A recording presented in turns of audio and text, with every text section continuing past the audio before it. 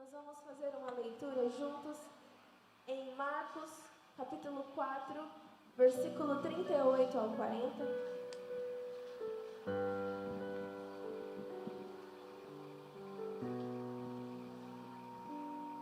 Que diz assim: Jesus estava na popa, dormindo com a cabeça sobre um travesseiro, e os discípulos o acordaram e clamaram: Mestre, não te importas que morramos? Ele se levantou, repreendeu o vento e disse ao mar: Aquieta-se, acalma-se. E o vento se aquietou, e fez-se completa bonança. Então perguntou aos teus discípulos: por que vocês estão com tanto medo? Ainda não tens fé? A fé, por meio da Bíblia, ela é a certeza do que não vemos. Infelizmente, nós vivemos em uma geração que precisa ver para crer. Mas lá em João, Jesus diz assim: feliz é aquele que não viu e creu. E eu torno a pergunta que Jesus fez aos seus discípulos para você: por que você tem medo? Porque ainda não tens fé? Não sei o que você tem passado, ninguém de nós sabemos. Ninguém sabe das suas lutas. Mas eu quero te dizer que o verdadeiro amor, ele lança fora todo medo. Aquele que entregou o Filho para morrer por você, ele te amou de tal maneira para que você tivesse vida hoje, para que você pudesse crer nessa palavra. E por que você ainda tem medo? Jesus, pelo fato dele estar dormindo na popa, não significava que ele não se importava com os discípulos. Jesus, ele sabia quem ele era e ele sabia o que ele era capaz de fazer.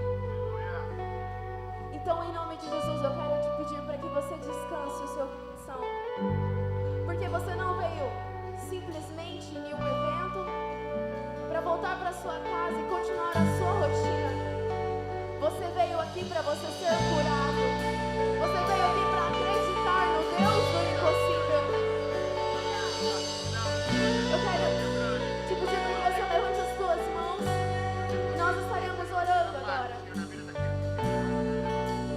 E você vai fechar os seus olhos e com todo o seu coração você vai dizer o porquê você está aqui.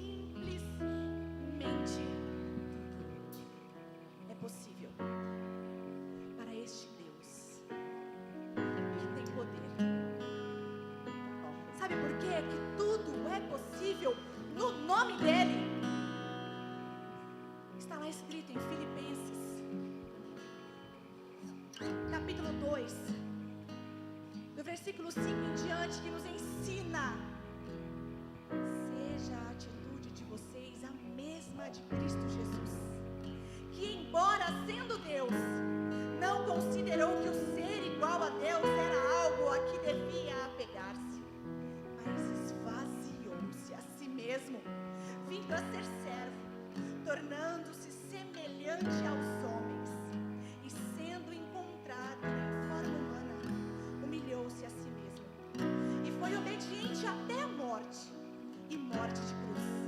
Por isso Deus o exaltou à mais alta posição e lhe deu um nome que está acima de todo nome, aleluias, para que ao nome de Jesus se dobre todo joelho nos céus, na terra e debaixo da terra, e toda língua confesse que Jesus Cristo é o Senhor, para a glória de Deus Pai, aleluias. Ele morreu,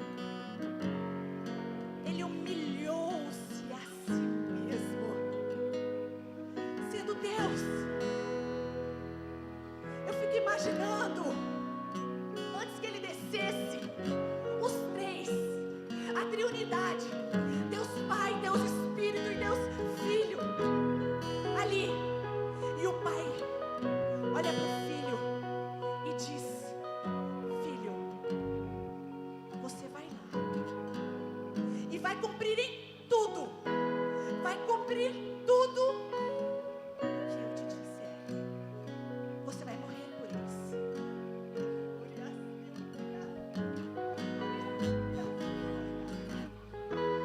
Você vai morrer por isso.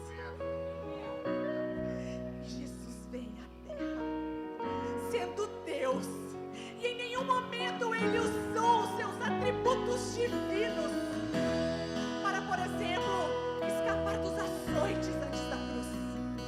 Não, ele em nenhum momento usou seus atributos divinos para manifestar, por meio da palavra dele, os ensinamentos, aquilo que todos daquela época com ensinamento até hoje precisavam aprender. Deus, ele foi Deus, e em tudo foi provado, aleluias. E sabe de quem que nós temos que ter exemplo nas nossas vidas hoje? Quem é o nosso mestre? Ele, Jesus. E muitas vezes nós não queremos ser ele. A gente não quer se humilhar, a gente não quer ceder ao próximo, a gente não quer amar ao próximo, é tão difícil. Mas já aprendemos sobre o amor sublime de Deus aqui. Não é um amor sozinho, é um amor que é manifestado em nós, porque nós devemos manifestar aos outros. Deus, ele é tremendo em amor. Por isso, não duvides, apenas creia naquilo que Deus pode fazer por meio da sua vida. Se é preciso, vire a outra face. Se é preciso, caminhe mais 2 milhas. Se for preciso, por amor, faça. Ele é quem nos capacita a todos os momentos. A caminhada é triste, a caminhada é dura, muitas vezes conosco mesmo. Mas este Deus, que está acima de todas as coisas, que passou por tudo, sabe que também nós estamos passando no íntimo do nosso ser. Então, creia naquilo que Deus tem para você, meu irmão, minha irmã, para aqueles que estão assistindo. Creia, porque não é à toa que o nome deste evento é Acredite. Acredite no quê? Acredite no poder de Deus na sua vida, na vida da sua família, na vida dos teus filhos, na sua situação, diante da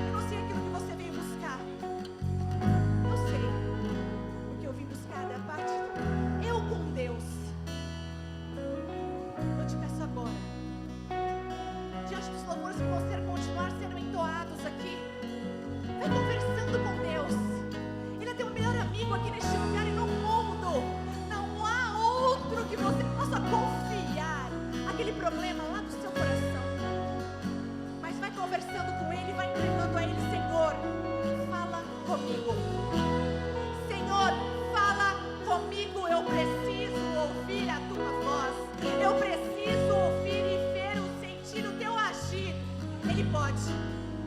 Ele pode. Acredite. Acredite. Vai conversando com Deus. Vai entregando para Ele tudo que você precisa. Entrega a tua vida. Entrega os teus problemas. Entrega os teus medos. Entrega os teus anseios a Ele. Aleluias. Porque Ele está aqui para te abençoar. Amém?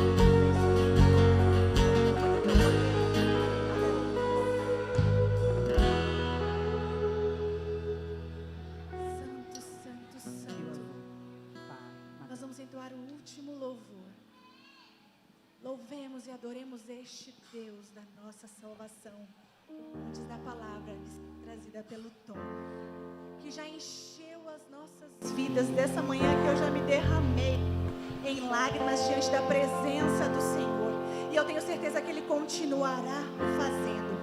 Então eu gostaria de convidar a todos a se colocar-se de pé. Aquele que está aí meio cansado, gente, ó, só para avisar, tá? A gente tem hoje, a gente tem amanhã, a gente tem segunda e só terça nós vamos embora, amém? Aleluias! Então, ó, pode sair, gente. Louvemos e adoramos este Deus da nossa salvação com toda a nossa alegria, aleluias!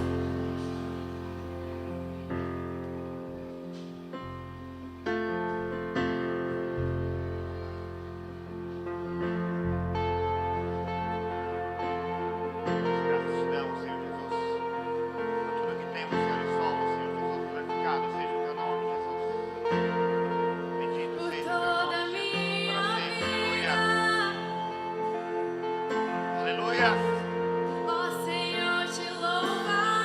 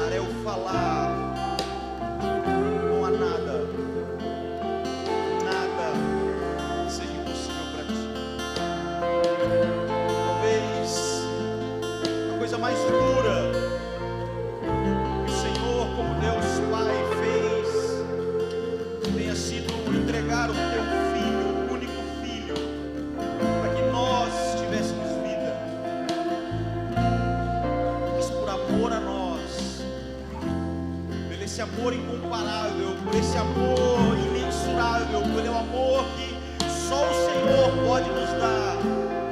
Mesmo assim, o Senhor entregou, o Senhor enviou o seu Filho, para que nós pudéssemos novamente nos ligar a Ti, para que pudéssemos ser novamente conectados a Ti.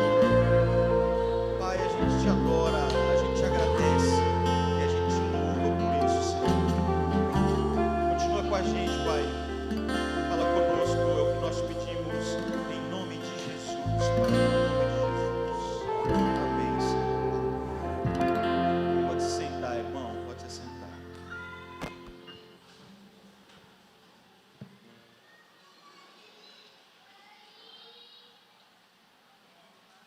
Gostaria de saudá-los mais uma vez com a paz do Senhor. Acredite, Ele se entregou. Nós continuamos tendo como base um certo texto de João 3,16. O texto vai dizer para a gente que porque Deus amou o mundo de tal maneira que deu o seu Filho unigênito. Também, como eu falei de manhã, muito parecido com esse texto de João 3,16, o apóstolo João volta a escrever e ele vai dizer: nisto se manifestou o amor de Deus para conosco, que Deus enviou o seu Filho unigênito ao mundo, para que por ele vivamos. Ele nos amou e enviou o seu Filho para propiciação pelos nossos pecados. O amor de Deus, o amor que é Deus, o amor que Ele é, se expressa e flui para nós. Já falei isso aqui de manhã. Ele direciona esse amor para nós. E Ele tem como característica o seu alvo mais intenso. O alvo mais intenso desse amor somos nós.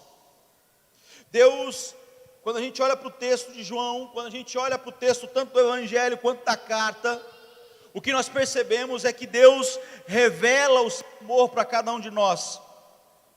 Ele revela o seu amor através da natureza, através do seu cuidado para com a nossa vida, através do seu poder, através da sua criação. Ele demonstra amor, quem Ele é, especificamente através da sua entrega. E agora a gente olha para isso através da entrega do seu Filho Jesus, para cumprir um certo plano de resgate.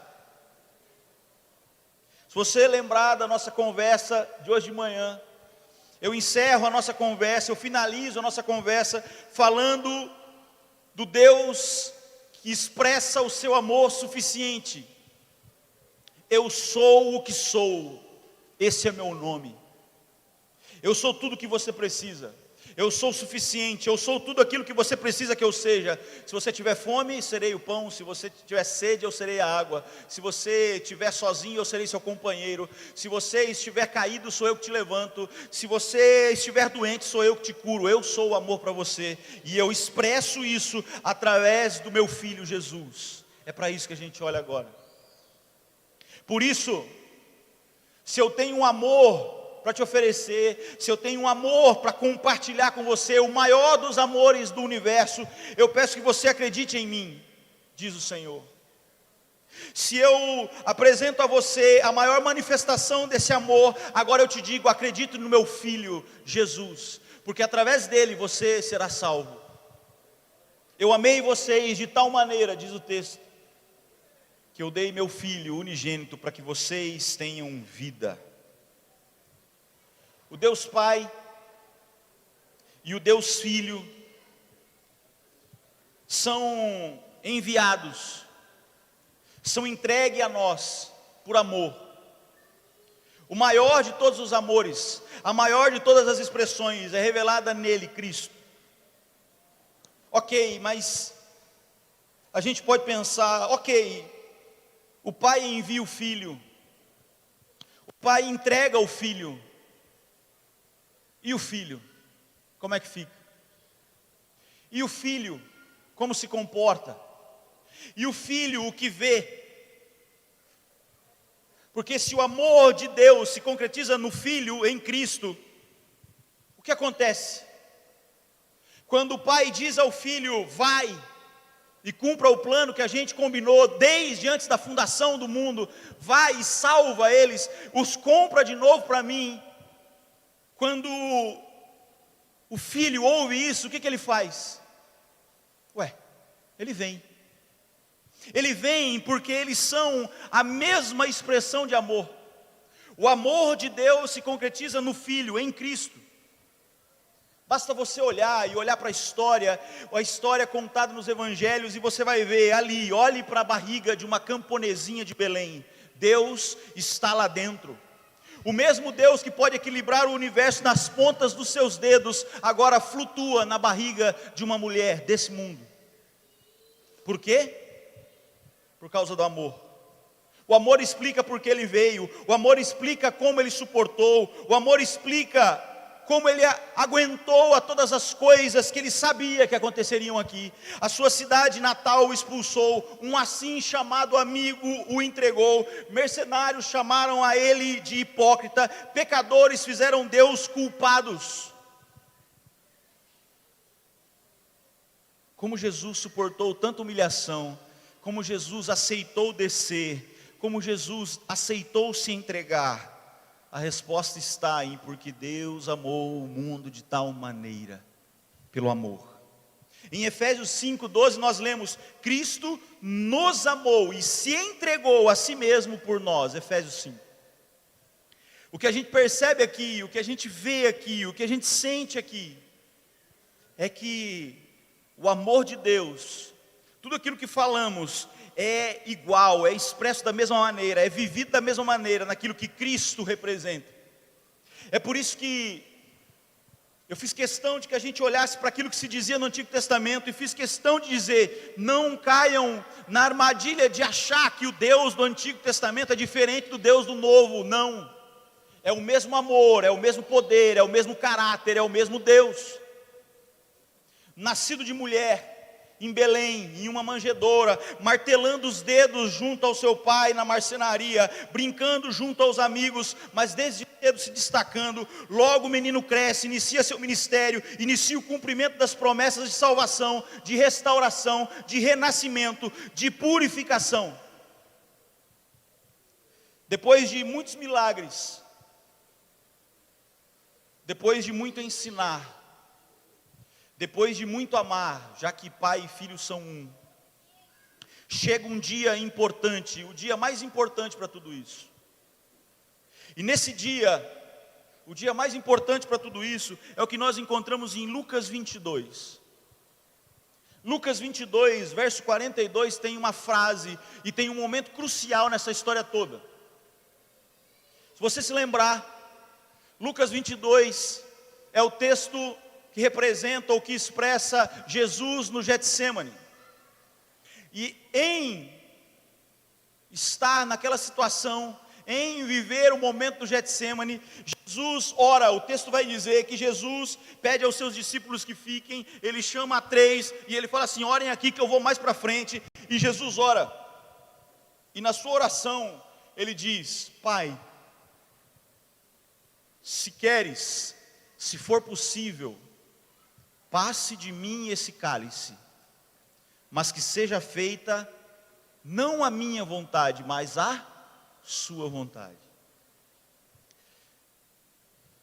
Esse texto para mim é marcante, quando eu penso nessa ideia de se entregar, quando eu penso nessa história de que devemos acreditar porque Ele se entregou, porque esse momento é um momento muito importante, é uma chave que vira, é uma situação onde demonstra a luta do Cristo humano, do Cristo que tem consciência das dores que passará, do Cristo que tem consciência de tudo que aguentará em sua carne, porque bem como disse a Daphne aqui, Jesus não usa os seus atributos divinos, Ele não usa o seu poder para escapar, Ele não usa o seu poder para minimizar as dores, Ele não usa nada disso.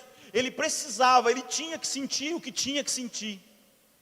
Por isso aqui, nesse texto, Lucas 22, Pai, se queres, passa de mim esse cálice, mas acima de tudo, seja feita a tua vontade. Esse texto para mim é algo extremamente importante, porque nesse momento aqui, nunca, nos evangelhos, Jesus tinha sido descrito pelos evangelistas numa situação como essa, numa situação em que ele se encontra aqui. Jesus já tinha se mostrado triste. Jesus, quando Lázaro morre, o texto é muito claro em dizer, Jesus teve o seu coração mexido, ele se encheu de íntima compaixão, ele chorou, ele se sentiu triste, ele chorou pela perda do amigo. Jesus já tinha se mostrado indignado por causa dos vendedores no templo. Lembra? Ele derruba as cadeiras, as mesas dos vendedores. Ele já tinha se sentido extremamente alegre quando os seus 72 discípulos voltam no primeiro momento de pregação. Jesus já tinha se sentido decepcionado quando o moço rico preferiu as suas riquezas ao invés de segui-lo. Jesus já se sentiu cansado. Como cantamos aqui antes de iniciar, Jesus se cansou e deitou na popa do barco e dormiu. Mas veja que nenhum desses sentimentos se compara ao sentimento de Jesus aqui em Lucas 22. Jesus nunca tinha se mostrado aflito, angustiado, e o texto de Lucas 22 mostra isso. Jesus profundamente triste. É claro que a tristeza que ele sente aqui está associado à sua percepção do que iria acontecer. Ele sabia que poucas horas depois daquela oração, momentos depois de ser encerrada, os romanos chegariam para prendê-lo. Judas chegaria para traí-lo.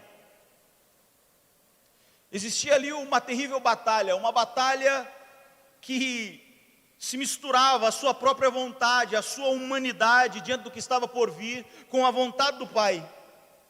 O Pai o envia, o amor de Deus se concretiza nele para esse momento, mas diante de tudo isso, o Rei dos Reis, o Senhor dos Senhores, o Todo-Poderoso, ele sente a dor, ele sente a aflição, ele sente talvez medo.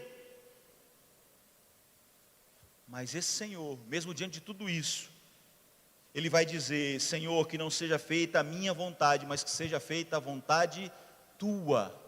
É por isso que quando a oração termina, Jesus diz sim. Mas o texto não diz que ele diz sim, mas basta refletir um pouquinho. Ele não houve resposta, ele não houve uma chance de mudar a forma de salvar. Talvez o que Jesus tivesse na sua mente, diante da sua humanidade, diante daquilo que ele saberia que ia sofrer, ele pensa assim: Pai, será que não tem um outro jeito da gente salvar? Será que não tem um outro jeito da gente espiar? Será que não tem outro jeito da gente salvá-los do pecado, limpá-los do pecado? Será que não tem uma saída? A resposta do Pai é silêncio. Quando eu olho para esse texto, assim como quando eu olho para ele, daqui para frente até o momento da ressurreição de Cristo, agora que também sou pai, eu fico me imaginando e tentando imaginar o que acontece ali, por que Deus aguenta o sofrimento que está sendo dado ao seu filho.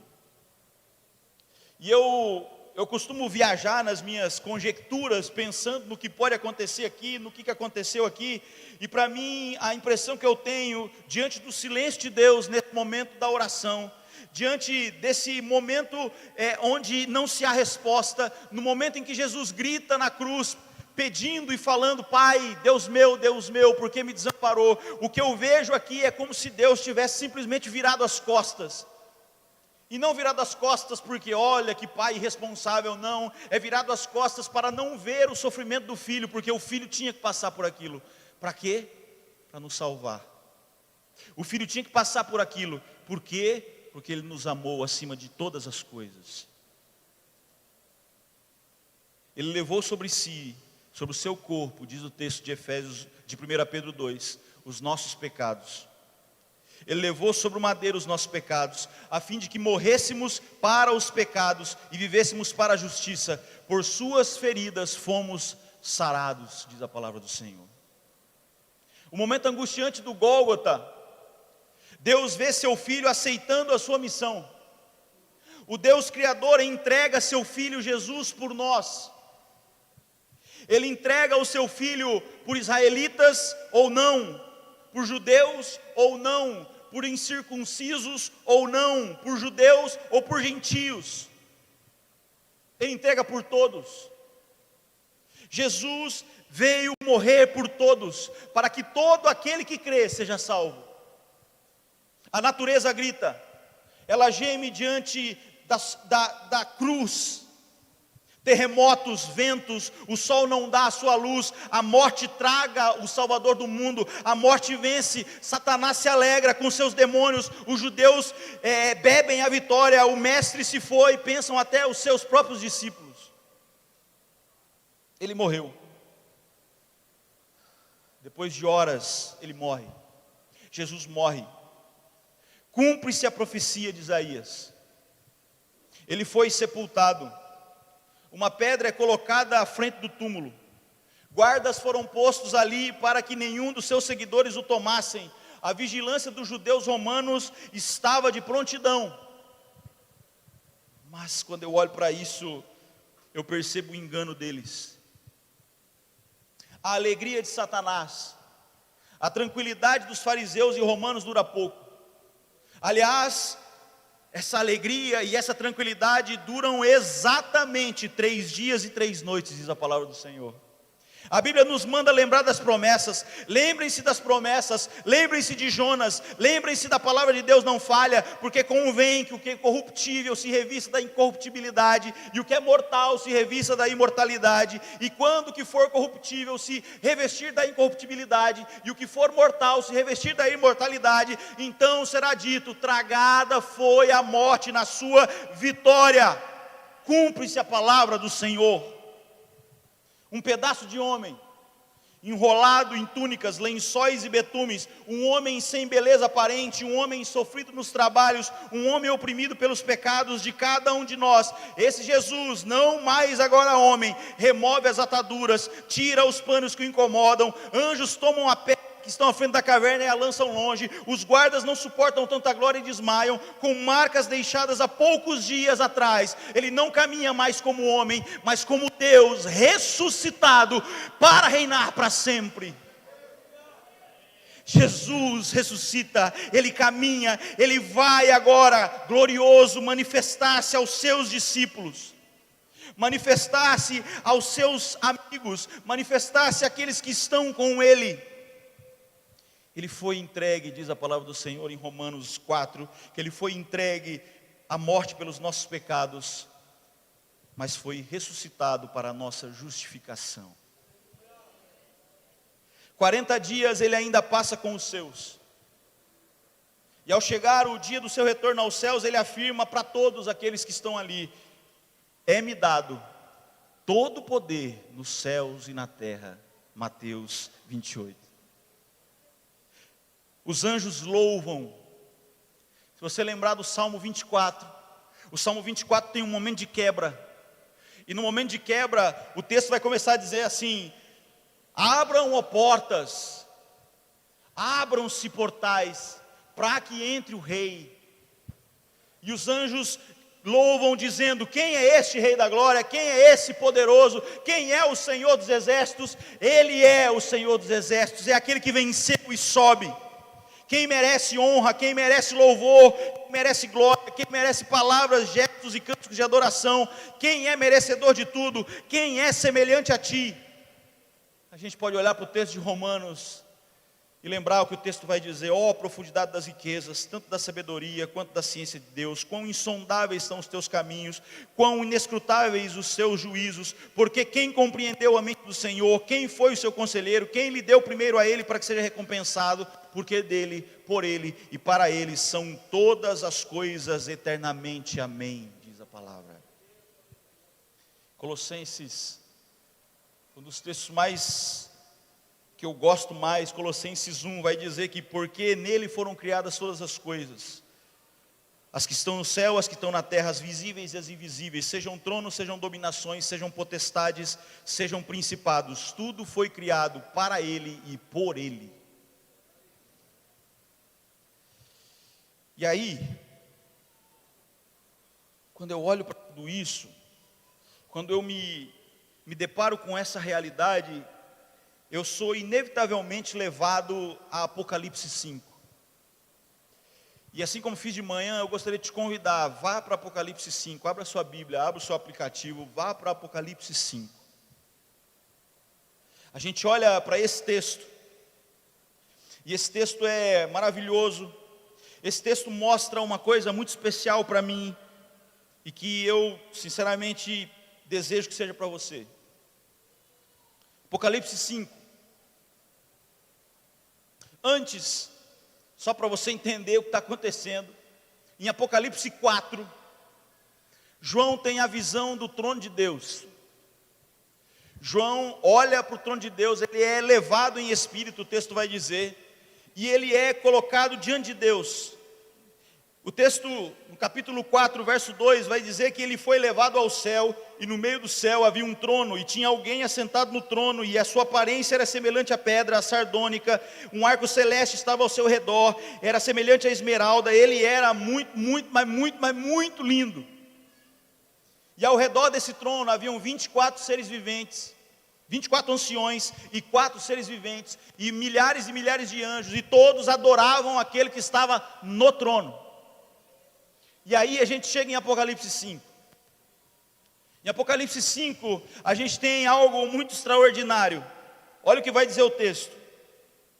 E vi na destra do que estava sentado, verso 1.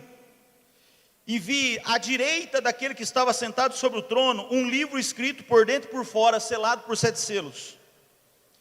E eu vi um anjo forte bradando com grande voz: quem é digno de abrir o livro e de quem é capaz de desatar os seus selos?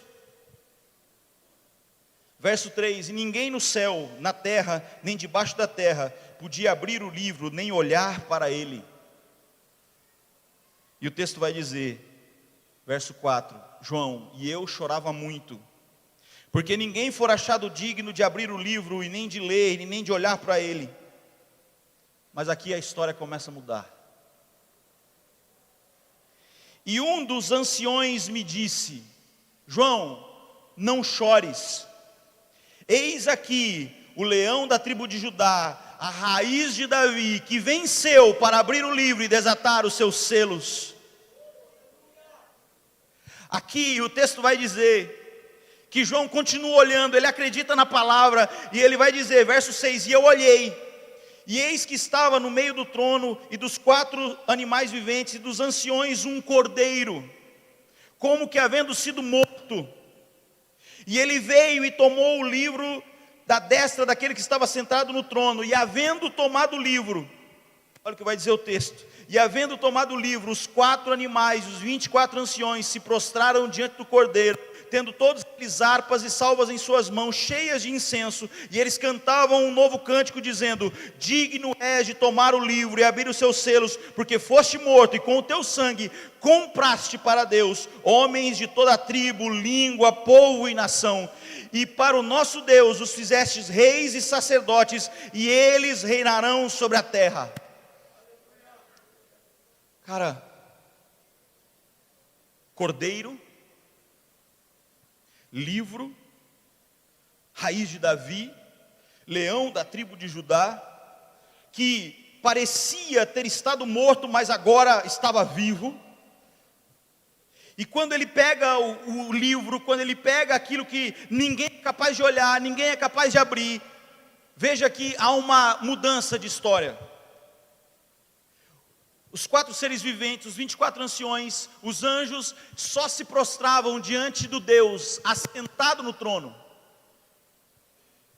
Mas uma coisa acontece, quando Jesus, o Cordeiro, pega o livro, quando Jesus pega aquilo que está ali, sem que ninguém seja capaz de abrir, esses seres viventes, esses anciões, agora se prostram diante do Cordeiro e cantam: digno és de tomar o livro, porque o Senhor comprou com o seu sangue para Deus homens de todo povo, tribo, língua e nação. Jesus entra na história da humanidade e ele é um capítulo à parte. Ele é antes e depois, Ele é princípio e fim, Ele é pedra da esquina angular, Ele é único e verdadeiro, Ele é o último e primeiro, porque para pagar os preços pelos meus pecados, Ele foi traído, Ele foi transpassado, Ele foi crucificado. O Rei despiu-se da sua glória para me fazer imortal. A sua glória transcende tudo que é natural. Seus olhos têm fogo, consomem o mal. Em sua coxa está escrito que Ele é o Rei dos reis, o Senhor dos senhores. Ele é o único digno de abrir o livro e desatar os seus selos. Só Ele é a raiz de Davi. Ele é santo e tremendo, Ele é justo e fiel, Ele é absoluto, exaltado, Ele é Senhor, Ele é leão imbatível, Ele é o campeão de Judá, Ele é a revelação perfeita, Ele é o santo de Israel, Ele é extraordinário, nele não há defeitos, Ele é o desejado das nações, Ele é o príncipe dos céus, Ele é a estrela da manhã, Ele é Emanuel, Ele é onipotente, é indescritível, Ele é incomparável. Esse é o Jesus que nós cremos. Eis para mim a razão do texto de Apocalipse 5. Surge um novo cântico, um novo e sublime cântico. Esse cântico será o cântico mais sublime que cantaremos de todas as histórias, de todos aqueles que conhecemos. Esse cântico louva a Deus e louva a Cristo por suas ações. Esse novo cântico começa com os 4 seres viventes, com os 24 anciões. E aqui o Cordeiro é louvado porque morreu. Nesse cântico, Ele é louvado por causa dos gloriosos efeitos da sua morte na cruz. Mas sabe o que é especial aqui? O louvor não para. E falando em louvor não para, o grupo pode vir. Porque se você continuar lendo o texto, agora volta para mim para o texto, a partir do verso 11, há uma continuidade. Olha o que diz o texto: e olhei, e vi, e ouvi a voz de muitos anjos ao redor do trono, e dos animais, e dos anciões, e o número deles era milhões de milhões, e milhares de milhares, e com grande voz eles diziam: digno é o Cordeiro que foi morto, de receber poder, riqueza, sabedoria, força, honra, glória e ações de graças. Os anjos se aproximam. O coro de louvor agora é tomado pelas hostes celestiais, num círculo maior, mais amplo ao redor do trono. Esses homens, esses seres angelicais, essas hostes angelicais, agora iniciam o seu próprio cântico. E eles vão dizer que digno é o Cordeiro de receber glória, riquezas, poder, sabedoria, honra e ações de graças. Eles louvam, eles dão ação de graça e eles ressoam isso através dos cânticos dos anjos. O hino dos seres viventes, dos anciões, falava da obra de Jesus mediante a sua morte, mas agora os anjos enumeram as suas posses em sua glória. Ele merece glória, força, poder e honra. E aí, o interessante é que o texto não para. O verso 13 vai continuar dizendo: existe um novo círculo. Olha o que diz: ouvi a toda criatura que está no céu e na terra e debaixo da terra e que está no mar, e todas as coisas que nele há, dizer ao que está assentado sobre o trono e ao Cordeiro sejam dadas ações de graças, honra, glória e poder para todos sempre.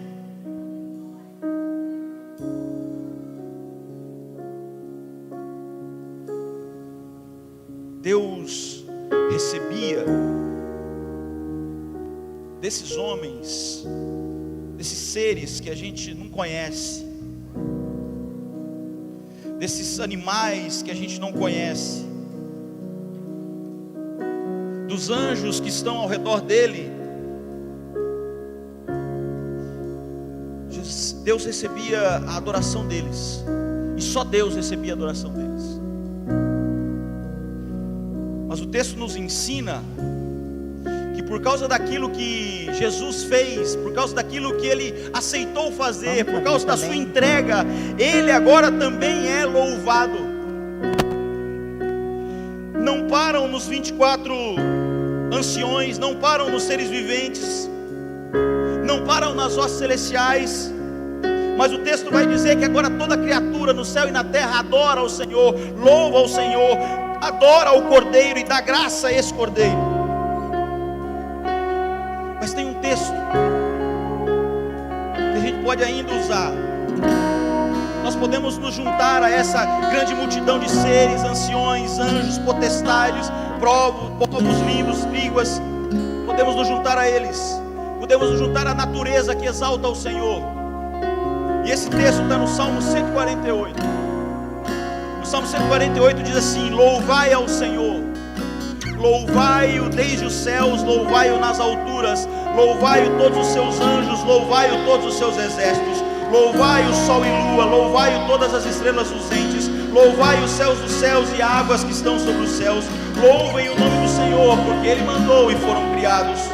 Louvai ao Senhor desde a terra, vós baleias e todos os abismos, fogo e saraiva, neve, vapores e vento tempestuoso que executa a sua palavra, montes e todos os outeiros, árvores frutíferas e todos os cedros, feras e todos os gados, répteis e aves voadoras, reis da terra e todos os povos, príncipes e todos os juízes da terra, moços e moças, velhos e crianças, louvem ao nome do Senhor, porque só o seu nome é exaltado, a sua glória está sobre a terra e céu. Louvem ao Senhor, louvem ao Senhor que se entregou.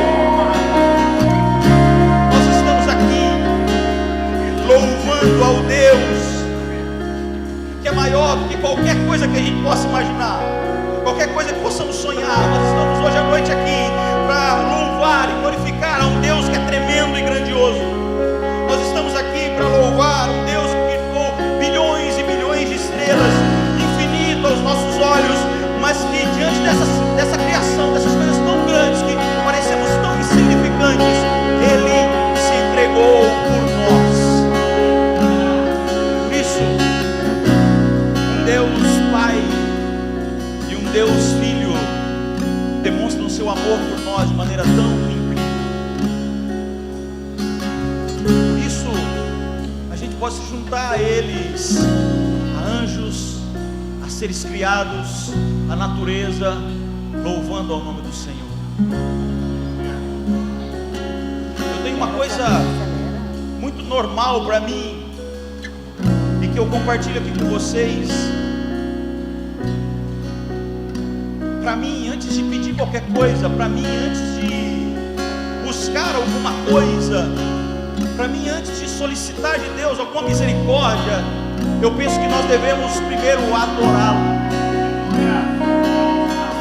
Porque quando a gente adora, a gente toma consciência do Deus a quem adoramos, nós tomamos consciência do Deus a que servimos, e por isso, quando necessitamos pedir alguma coisa, aí sim, já pela necessidade, já pela urgência, já pela necessidade de misericórdia, nós temos consciência de para quem pedimos, e por isso confiamos que Ele é fiel e justo para olhar para a gente.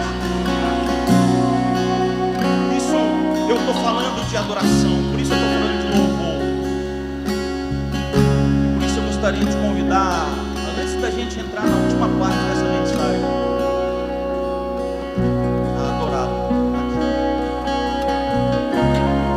Você pode usar um louvor que está muito associado ao texto de Romanos, porque dele, por ele e para ele são todas as coisas. E aí você pode começar pelo refrão, abrindo a sua boca e adorando esse Senhor.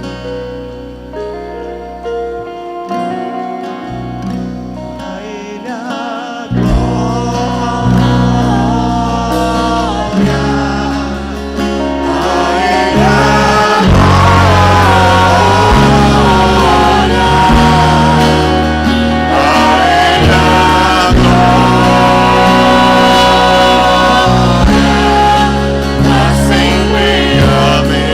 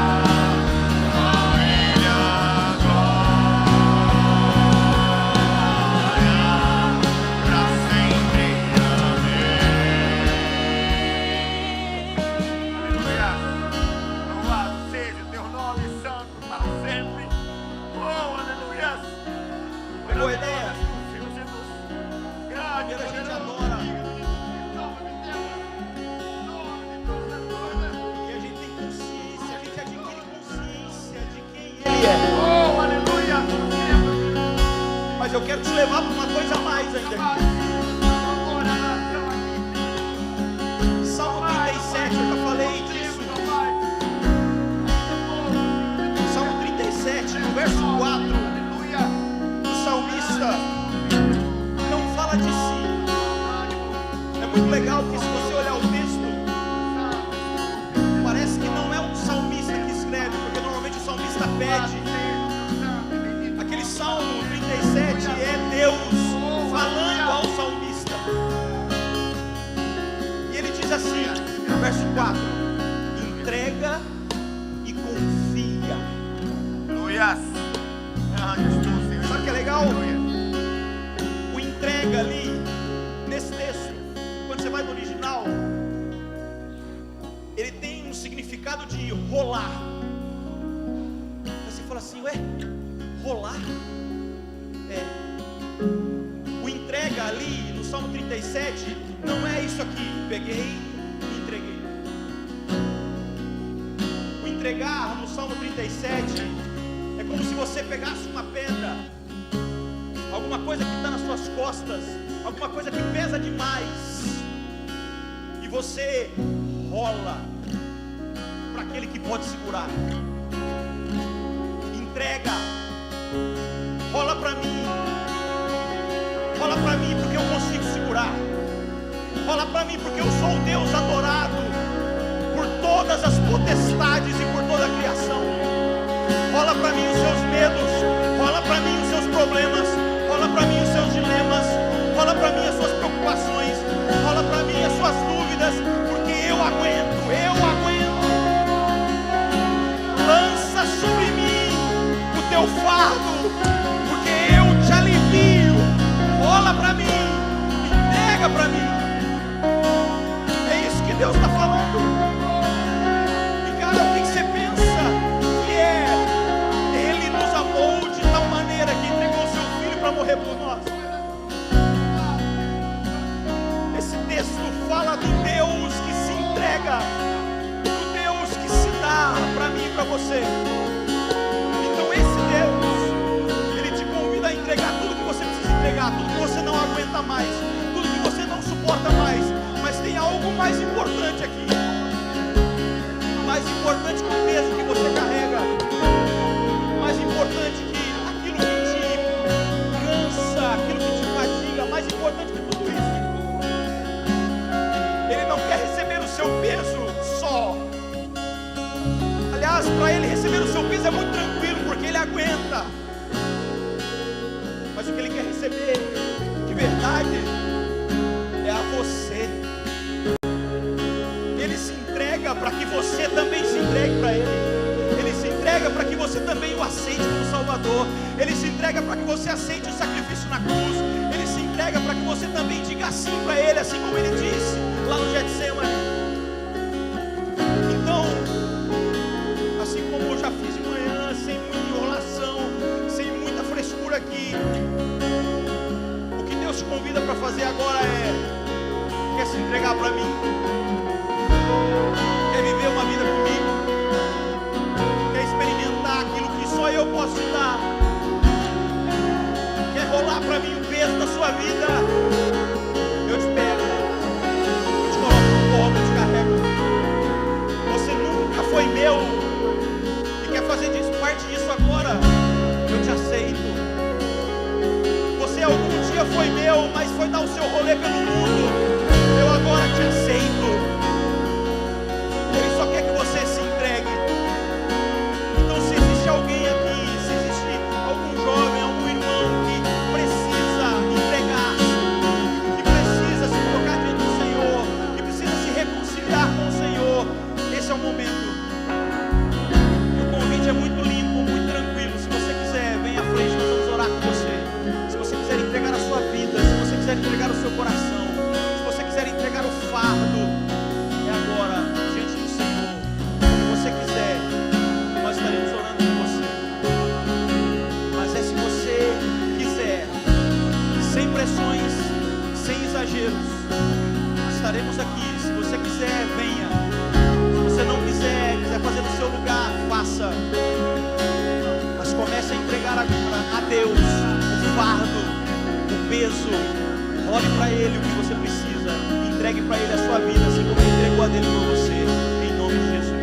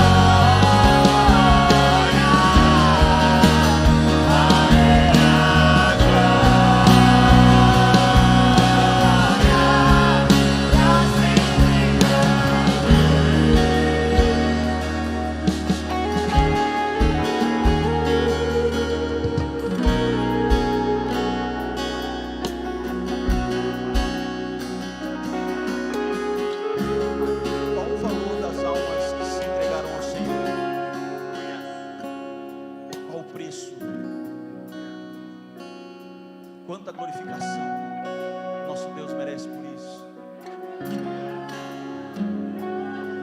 Sabe aquela galera,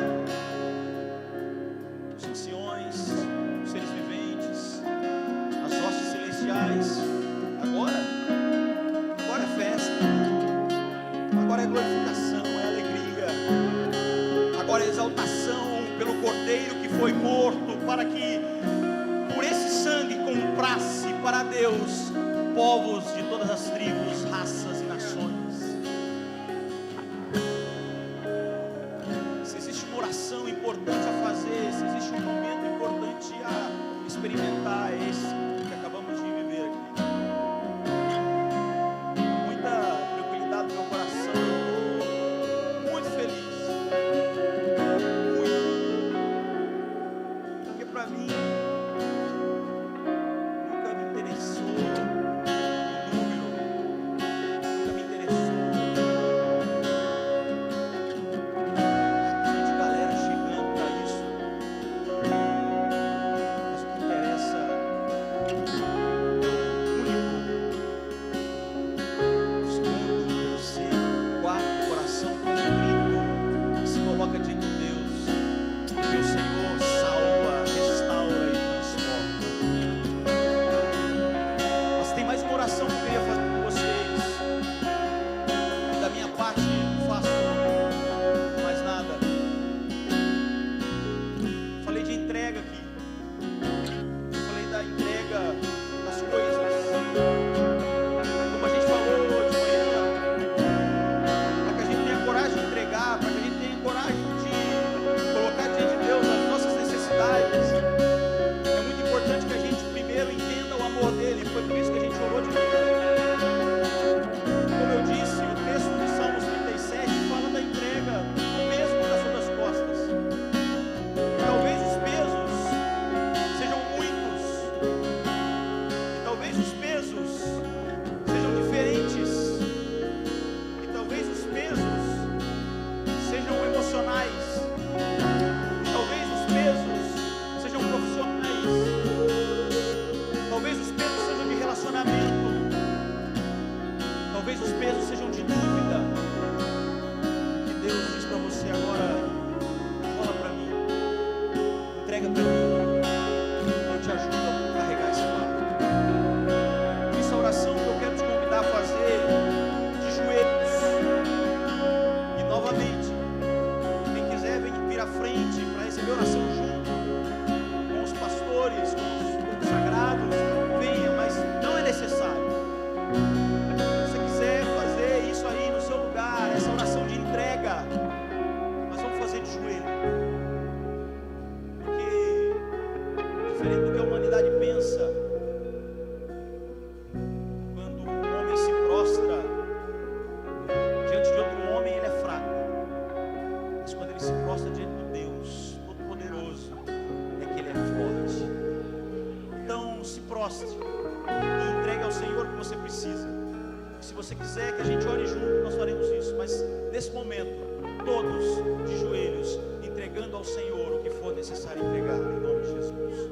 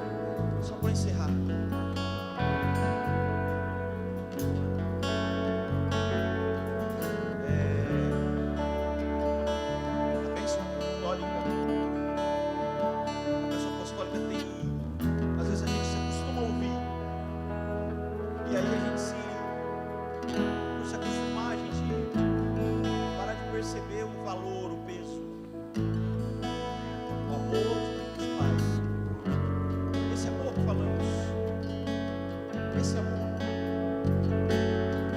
a comunhão do Espírito Santo, aquele que nos faz um, aquele que nos convence de que necessitamos ir ao Salvador, a comunhão do Espírito Santo,